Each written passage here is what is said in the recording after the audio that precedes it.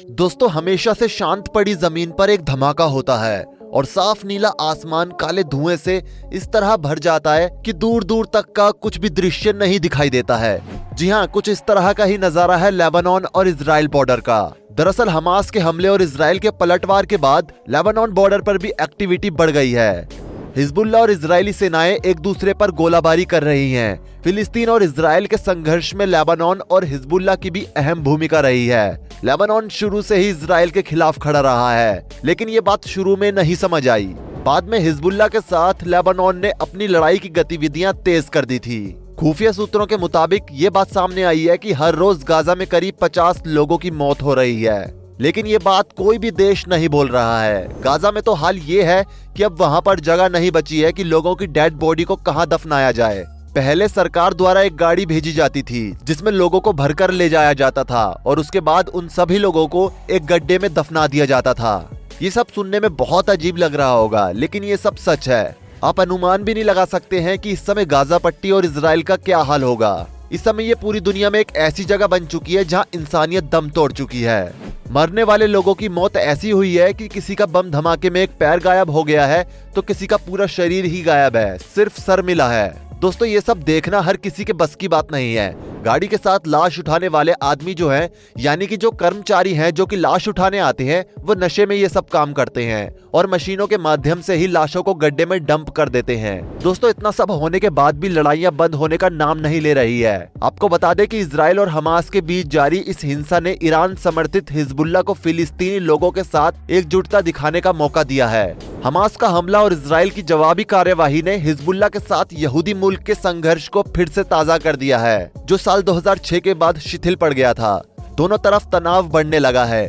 वैसे दोनों पक्षों के बीच बगावत कोई नई बात नहीं है, बल्कि इसकी एक पुरानी कहानी है।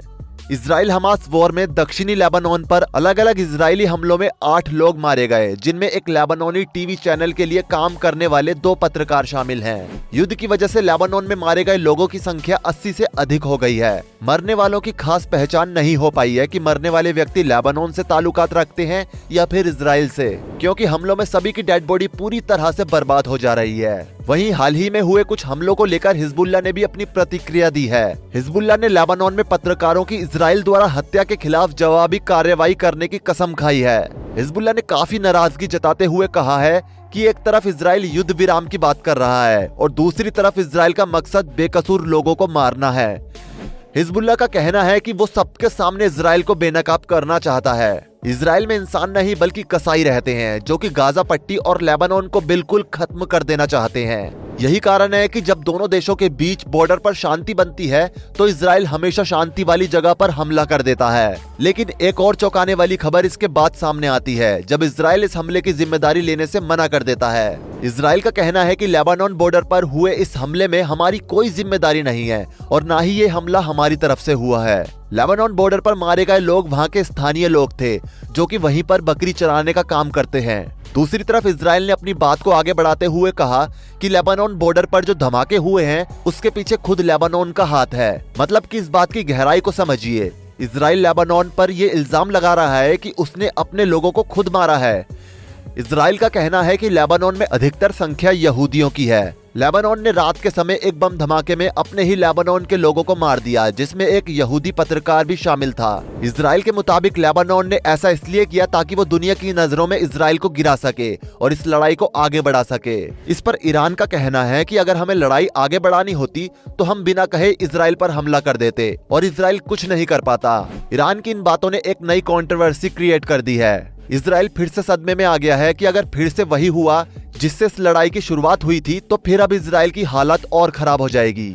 ईरान की इन बातों के बाद से इजराइल ने अपनी पूर्वी सीमा और दक्षिणी सीमा पर काफी सैनिक तैनात कर दिए हैं और उसी के साथ करीब 3000 ड्रोन दिन रात उस बॉर्डर पर नजर रखे हुए हैं। आपको बता दें कि बीते कुछ दिनों से गाजा में हमास के खिलाफ लड़ रही इजराइल की सेना ने हिजबुल्लाह के खिलाफ भी कड़ा रुख अपना लिया है। लेबनान से चलने वाले ईरान समर्थित हिजबुल्लाह के ठिकाने को इजराइल डिफेंस फोर्स यानी कि IDF ने निशाना बना लिया है। शनिवार को IDF ने बताया कि उसकी वायुसेना के लड़ाकू विमानों ने लेबनान में हिजबुल्लाह के कई ठिकानों को निशाना बनाते हुए नष्ट करने में कामयाबी हासिल की है। साथ ही इजराइल ने लड़ाई की तैयारी करने की भी बात कही है। दोस्तों जिस हिसाब से इजराइल तैयारी कर रहा है उस हिसाब से ऐसा लग रहा है कि इजराइल अब नहीं चाहता है कि लेबनान और हिजबुल्लाह इजराइल के किसी भी बॉर्डर के आसपास कोई हथियार या जत्था लगाएं, क्योंकि हाल ही में आईडीएफ ने लेबनान बॉर्डर पर हिजबुल्लाह के बड़े हथियारों के जत्थे को उड़ा दिया है, जिससे हिजबुल्लाह काफी गुस्से में है। आपको बता दें कि हिजबुल्लाह का जो जत्था उड़ाया गया है उसमें हिजबुल्लाह के कई रॉकेट लॉन्चर्स और हथगोले जैसे कई कीमती हथियार थे।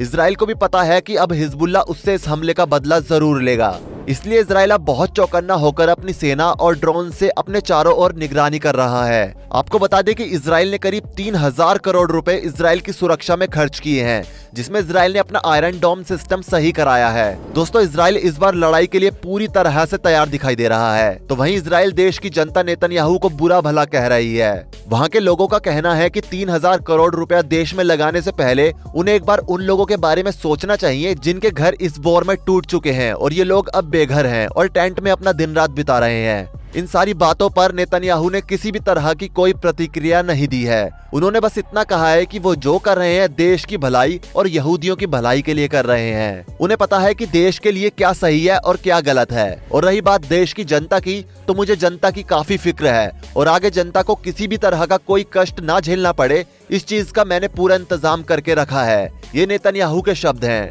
दोस्तों नेतन्याहू का कहना है कि अब जो भी लड़ाई होगी वो उन स्थानों से हटकर होगी जहां पर भीड़ भाड़ वाला इलाका है, इसलिए नेतन्याहू ने अपनी सेनाओं को बॉर्डर पर ही तैनात कर दिया है। उनका कहना है कि पिछली लड़ाई में जो कुछ भी हुआ है उस लड़ाई से उन्होंने बहुत कुछ सीखा है और आगे अब उस तरह की कोई भी गलती नहीं दोहराई जाएगी। इस बार काफी दिनों बाद नेतन्याहू ने कहा है कि अगर दुश्मन प्यार की भाषा नहीं समझेगा तो हम पूरी तरह से तैयार हैं कि दुश्मन को हम उस भाषा में समझाएंगे जिस भाषा में दुश्मन समझना चाहता है। हालांकि नेतन्याहू ने किसी भी देश का नाम नहीं लिया है, उन्होंने सभी को दुश्मन कहकर संबोधित किया है। लेकिन आखिर में नेतन्याहू ने अपनी पुरानी लाइन फिर से कही है कि अगर इजराइल पर किसी ने बुरी नीयत रखी तो हम उसे इस दुनिया के नक्शे से ही मिटा देंगे।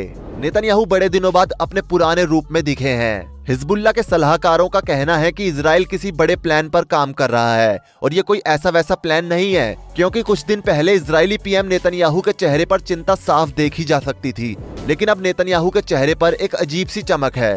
हिजबुल्लाह का कहना है कि इजराइल चाहे कुछ भी कर ले, लेकिन इजराइल हमसे बच नहीं सकता है, क्योंकि इजराइल ने बहुत बेगुनाह लोगों का खून बहाया है और हिजबुल्लाह और उसकी आर्मी उसके शहीद हुए भाइयों का बदला जरूर लेगी। हिजबुल्लाह का कहना है कि उसके साथ उसकी पूरी आर्मी है जो कि इजराइल की आर्मी से कई गुना ज्यादा ट्रेंड है और उन्होंने हर हथियार को चलाने में महारत हासिल कर रखी है। एक प्रेस कॉन्फ्रेंस के दौरान इजरायली सेना ने कहा कि हिजबुल्लाह के जिन सैन्य ठिकानों को उसने निशाना बनाया है उनमें एक लॉन्च साइट भी शामिल है। इसी लॉन्च साइट से शुक्रवार को उत्तरी इजराइल पर रॉकेट्स दागे गए थे, जिसकी वजह से इसके बाद शनिवार को भी उत्तरी इजराइल पर हमलों का अलर्ट जारी किया गया था। जिसके बाद आईडीएफ ने दावा किया है कि उसने लेबानन से ऑपरेट होने वाली कई लॉन्च साइट्स की पहचान की है। इनमें से कई साइट्स और नेटवर्क को उन्होंने फेल कर दिया है। दोस्तों अब ये लड़ाई हमास और इजराइल की नहीं बल्कि हिजबुल्लाह और इजराइल की है। आने वाले समय में देखना ये होगा कि आखिर कौन किस पर भारी पड़ता है, क्योंकि दोनों ही पीछे नहीं हट रहे हैं। हालांकि नेतन्याहू की बातों से लग रहा है कि वो बाहर से कुछ और दिखा रहे हैं और उनके देश के अंदर के हालात कुछ हो रहे हैं, क्योंकि अभी कुछ दिनों पहले ही सूत्रों से खबर आई थी कि नेतन्याहू डिप्रेशन में है। इसलिए नेतन्याहू का प्रेस कॉन्फ्रेंस में इतना बेबाकी से कहना उनके अंदर मौजूद डर को दिखा रहा है। खैर कुछ भी हो, हिजबुल्लाह की आर्मी आईडीएफ को जल्द ही जवाब देगी। वैसे दोस्तों आपको क्या लगता है इस जंग में कौन किस पर भारी पड़ने वाला है? नीचे कमेंट करके अपनी राय जरूर दें। जाने से पहले वीडियो को लाइक शेयर जरूर करें और ऐसी ही और वीडियोस के लिए इस चैनल को सब्सक्राइब करके बेल नोटिफिकेशन को भी ऑल पर सेट कर लें। धन्यवाद।